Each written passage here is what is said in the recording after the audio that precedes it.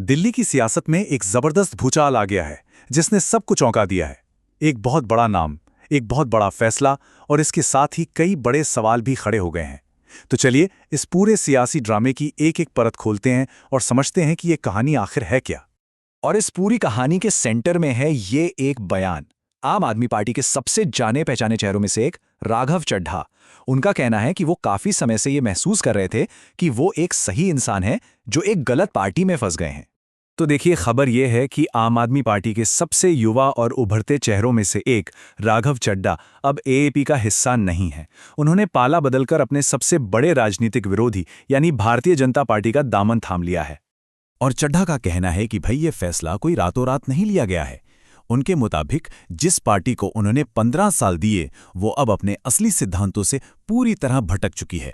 और इस बड़े ऐलान के साथ ही उन्होंने प्रधानमंत्री नरेंद्र मोदी के नेतृत्व की जमकर तारीफ भी की। लेकिन कहानी में असली ट्विस्ट तो ये है कि राघव चड्ढा इस रास्ते पर अकेले नहीं निकले हैं। उनका दावा है कि आम आदमी पार्टी के कई और राज्यसभा सांसद भी उनके साथ आ गए हैं। और जरा इस लिस्ट पर नजर डालिए, इसमें कुछ बहुत ही चौंकाने वाले नाम हैं। स्वाति मालीवाल जो दिल्ली महिला आयोग की अध्यक्ष रही हैं, और तो और अशोक मित्तल जिन्हें हाल ही में राघव चड्ढा की जगह ही डिप्टी लीडर बनाया गया था। मतलब ये सिर्फ गिनती नहीं है, ये पार्टी के बड़े स्तंभों का हिलना है। अब सवाल ये उठता है कि ये सब कानूनी तौर पर मुमकिन कैसे हो रहा है। क्या सांसद जब चाहे अपनी पार्टी बदल सकते हैं, वो भी अपनी सीट गंवाए बिना? इसका जवाब हमारे संविधान के एक खास कानून में छुपा है। देखिए, भारत में एक एंटी डिफेक्शन लॉ यानी दल बदल विरोधी कानून है। इसका सीधा सा मकसद है कि चुने हुए नेता बार बार पार्टी ना बदलें। अगर कोई अकेला नेता ऐसा करता है तो उसकी सदस्यता रद्द हो सकती है। लेकिन इसी कानून में एक बहुत बड़ा लूपहोल है और वो है ये नंबर 2/3। अगर किसी पार्टी के 2/3 यानी 2/3 सांसद या विधायक एक साथ मिलकर पार्टी छोड़ते हैं तो उसे दल बदल नहीं बल्कि विलय या मर्जर माना जाता है, और इस केस में उनकी सदस्यता पर कोई खतरा नहीं होता। और राघव चड्ढा और उनके साथी बिल्कुल इसी कानूनी रास्ते का इस्तेमाल कर रहे हैं। उनका दावा है कि आम आदमी पार्टी के 10 राज्यसभा सांसदों में से 2/3 से ज्यादा ने एक साथ पार्टी छोड़कर बीजेपी में विलय के लिए राज्यसभा चेयरमैन को चिट्ठी सौंप दी है। मतलब ये एक पूरी सोची समझी कानूनी स्ट्रैटेजी है। चलिए अब सिक्के का दूसरा पहलू भी देख लेते हैं। जाहिर सी बात है, आम आदमी पार्टी के अंदर इस बगावत से हड़कंप मचा हुआ है और उनके पास सुनाने के लिए अपनी एक अलग ही कहानी है। पंजाब के मुख्यमंत्री भगवंत मान ने तो इन सभी नेताओं को सीधे सीधे पंजाब का गद्दार करार दिया है। उनका आरोप है कि ये लोग सिर्फ अपनी चमड़ी बचाने के लिए भागे हैं। वहीं दिल्ली सरकार में मंत्री आतिशी ने चड्ढा की नीयत पर ही सवाल उठा दिया। उन्होंने कहा कि ये पूरा कदम डर की वजह से उठाया गया है।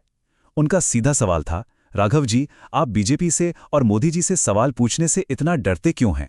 तो यहां हमारे सामने दो बिल्कुल अलग अलग कहानियां हैं। एक तरफ ऐप का आरोप है कि राघव चड्ढा अरविंद केजरीवाल की गिरफ्तारी जैसे बड़े मुद्दों पर खामोश रहें और बीजेपी की आलोचना करने से बचते रहे। तो दूसरी तरफ चड्ढा का पलटवार है कि पार्टी अपने रास्ते से भटक गई है और उन्हें संसद में आम लोगों के मुद्दे उठाने से रोका जा रहा था।